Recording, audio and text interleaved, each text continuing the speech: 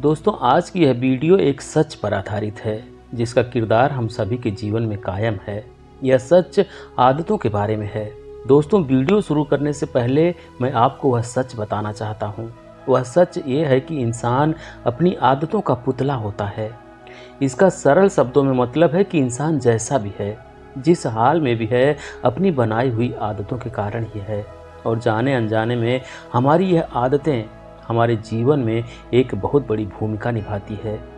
हमारे जीवन की दिशा या हमारे जीवन में आने वाली खुशियाँ या दुख भी तय करती है। और कई बार इंसान अपनी बुरी आदतों के कारण ही अपनी ज़िंदगी बिगाड़ देता है। और उसी के विपरीत कुछ लोग बस अपनी अच्छी आदतों के कारण ही कुछ बड़ा कर जाते हैं। अक्सर अच्छी आदतों वाले इंसान का जीवन सुखमय और खुशियों से भरा होता है, और उसी के विपरीत बुरी आदतें हमारा जीवन मुश्किल और कठिन बना देती है।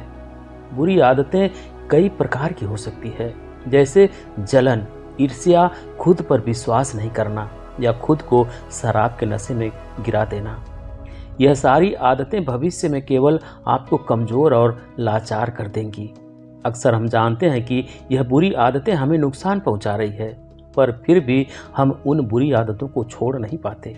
कुछ आदतें जैसे कि शराब या सिगरेट हमें कुछ समय के लिए अच्छा महसूस करवाती है, लेकिन कुछ समय की खुशी के लिए हम बहुत सारी परेशानियों को न्योता दे देते हैं।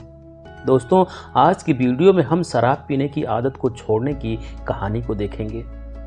हम सभी जानते हैं कि शराब पीना एक बहुत बुरी आदत है जो हमारे स्वास्थ्य, हमारे रिश्तों और हमारे पूरे जीवन पर नकारात्मक प्रभाव डाल सकती है। हालांकि कई लोगों के लिए शराब पीना एक ऐसा बंधन बन जाता है जिसे छोड़ना मुश्किल हो जाता है।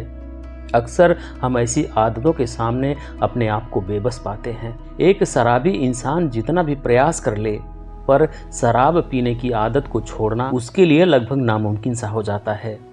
लेकिन ऐसा क्यों? आखिर क्यों एक इंसान एक बोतल से हार जाता है? और कई बार अपनी इस बुरी आदत का सामना नहीं कर पाने के कारण वह शराबी इंसान खुद को दोषी ठहरा देता है। वह खुद को कोसता रहता है और जाने अनजाने में उस व्यक्ति का मनोबल, उसका आत्मविश्वास टूटने लगता है। इसका जवाब भी आदतों को समझने में ही छुपा हुआ है। आदतें जितनी पुरानी हो, उससे पीछा छुड़ाना उतना ही मुश्किल हो जाता है। लेकिन इससे पहले हमें यह जानना जरूरी है कि यह आदतें जो हमारे जीवन में इतनी बड़ी भूमिका निभाती हैं, वे आखिर बनती कैसे है। दोस्तों, आसान शब्दों में कहूँ तो आदतें दोहराने से बनती है, और यह आदतें अच्छी भी हो सकती हैं और बुरी भी हो सकती है। यह आदत चाहे अच्छी हो या बुरी, उस व्यक्ति की पहचान का हिस्सा बन जाती है।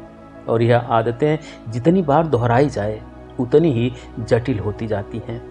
उदाहरण के तौर पर एक ऐसा इंसान जिसे शराब पीने की आदत हो, वह इंसान शराबी ही कहलाएगा, क्योंकि उसकी यह आदत उसकी पहचान बन गई है।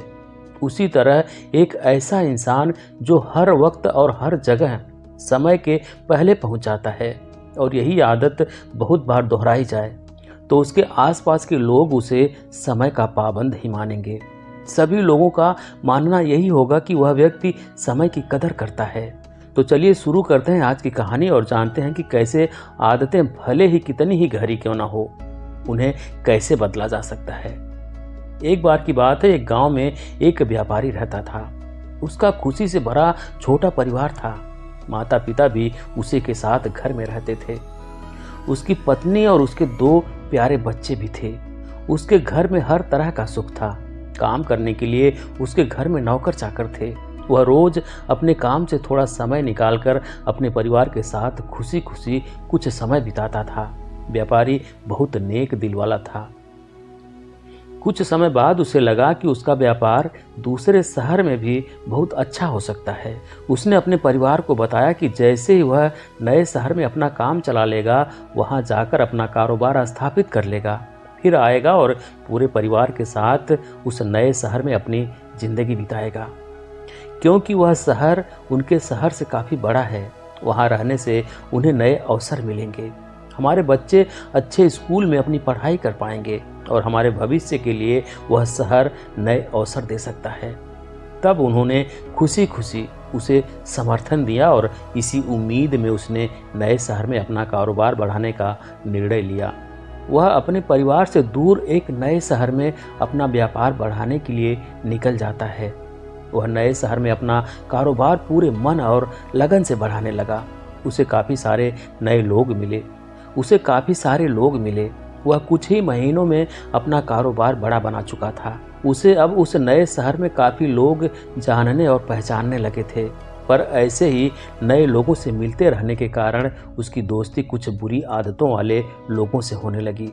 धीरे धीरे अगले कुछ महीनों के बाद एक दिन उसके दोस्त उससे कुछ कहने लगे कि तुम इतना धन कमाते हो और अपने इस इकलौते जीवन का मज़ा तक नहीं लेते, आओ हम साथ शराब पीते हैं।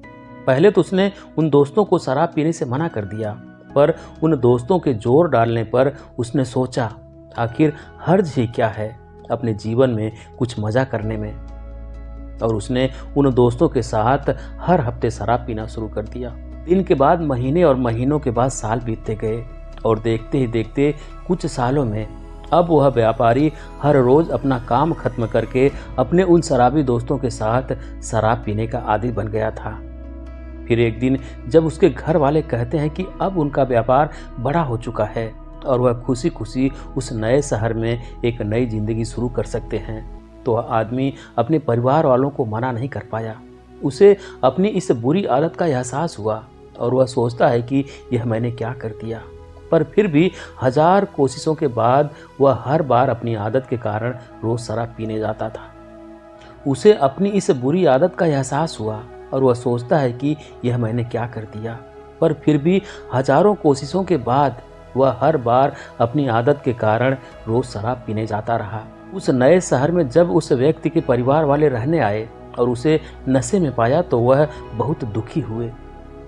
उसकी पत्नी को जब यह पता चला कि उसके पति को अब शराब की लत लग चुकी है तो वह फूट फूट कर रोने लगी।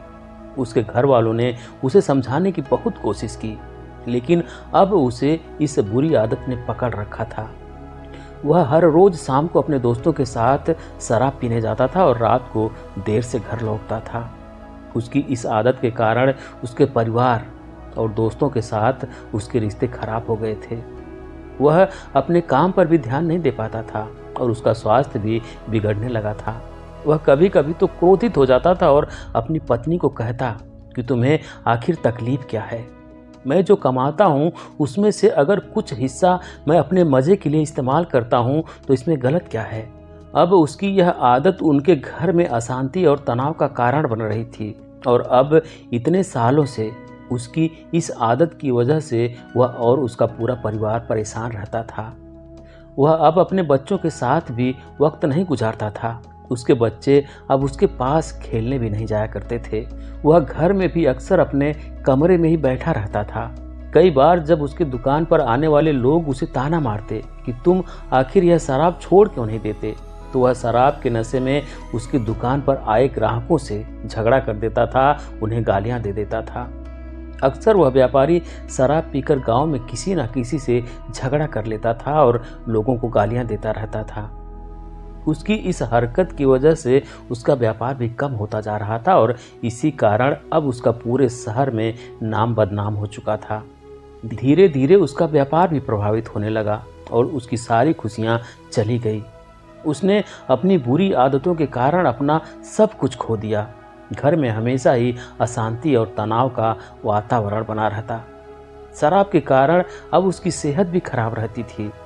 अब उसका देर रात तक शराब पीने के कारण सुबह जल्दी उठना भी मुश्किल हो चुका था और इसी कारण वह दुकान भी रोज थोड़ी देर से खोलता था।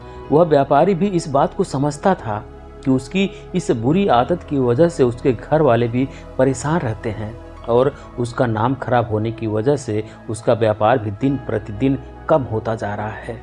वह व्यापारी अपने इस बुरी आदत को छोड़ने का कई बार प्रयास भी कर चुका था, लेकिन वह हर बार इसमें असफल ही हुआ था।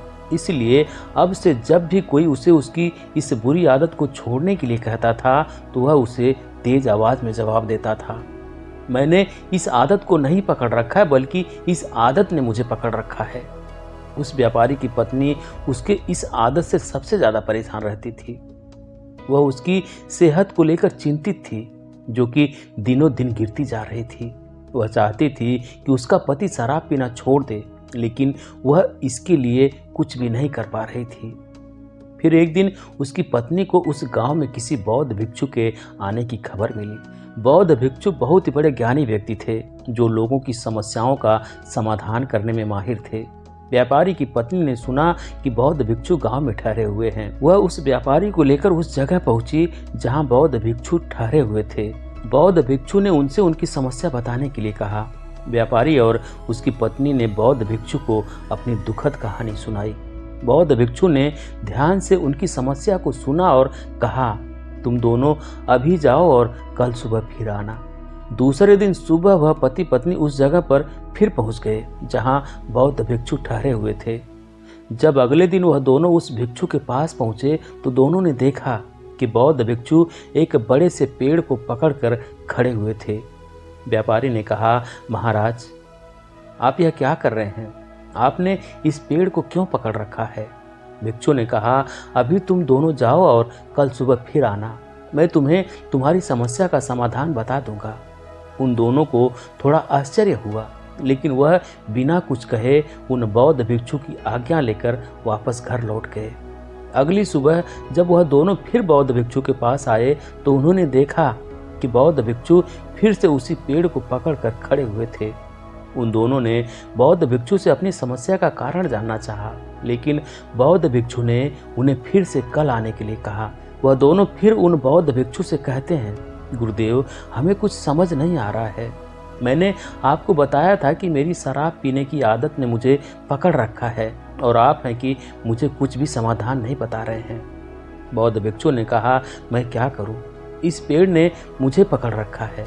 जब यह मुझे छोड़ देगा तो मैं तुम्हें तुम्हारी समस्या का समाधान बता दूंगा। तुम कल आना।